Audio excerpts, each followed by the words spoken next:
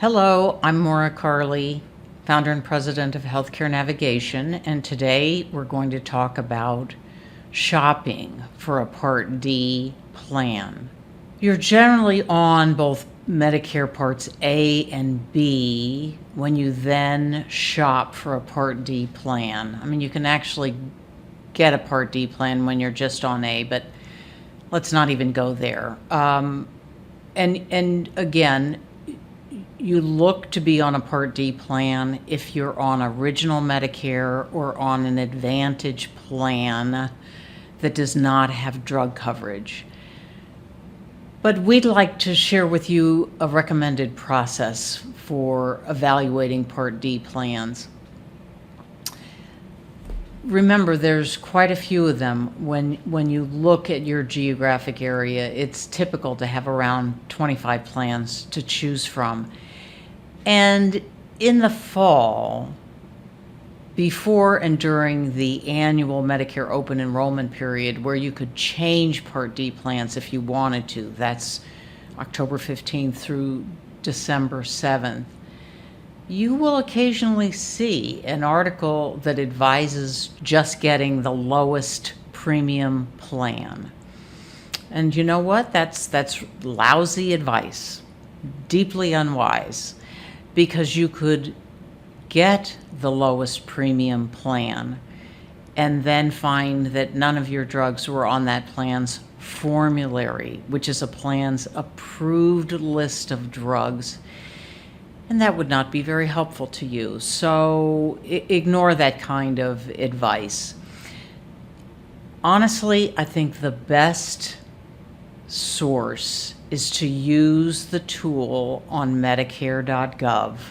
You know, you can go into your local pharmacy, but a lot of the pharmacies are aligned with health plans now. And so you wouldn't expect them to be objective, right? If they're part of a given family of insurance products. So I would say go to Medicare.gov and use the tool on Medicare.gov where you enter all your prescription drugs and their strength and frequency and your preferred pharmacy. And when you finish that process, what is arrayed is all the choices in your area from lowest total cost to highest. And you don't necessarily want to go with the lowest overall cost. You want value. You don't want to overspend.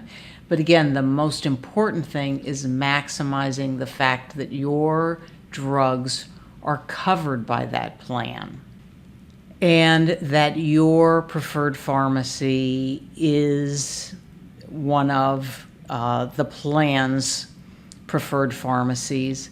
We like to see close to 3,000 drugs on a plan's formulary.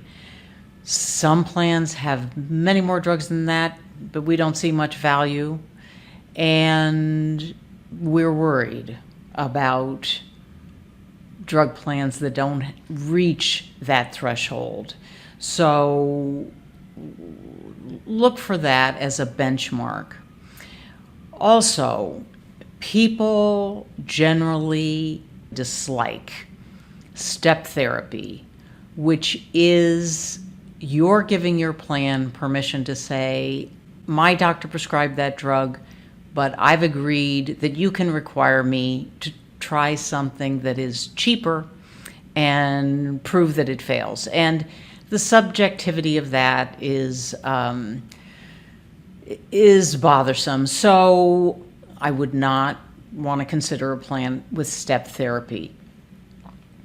Another sort of challenging aspect of this is that some of the better plans are not well-known household names. And so we're not we're not huge fans of the star ratings. However, we do find that most of the plans we recommend have a star rating, which is right on that Medicare.gov tool, of 3.5 or 4 stars. So, you know, you might take one with 3, but there's no need to go below that.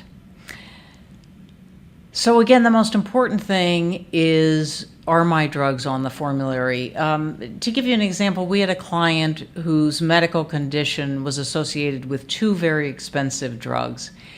And those are the only drugs in the near future she was anticipated to take. And there was only one Part D plan in her area that had both drugs on the formulary. So someone like that has to be shopping very, very carefully. Of course, you can end up on a plan and be prescribed a drug that isn't covered. That doesn't mean you just say, oh, I have to pay for that for the rest of the year. You request a formulary exception. If you have to, you appeal. But then at the next Medicare annual enrollment period, if you believe you're going to continue to be on a certain drug, then you should change your Part D plan rather than expect your current plan to keep providing exceptions. And those exceptions being provided, they often depend on how good a letter your physician writes for you. So I think I've covered the highlights of shopping for a Part D plan. I hope you found this helpful, and I thank you for listening. We'll see you soon. Bye-bye.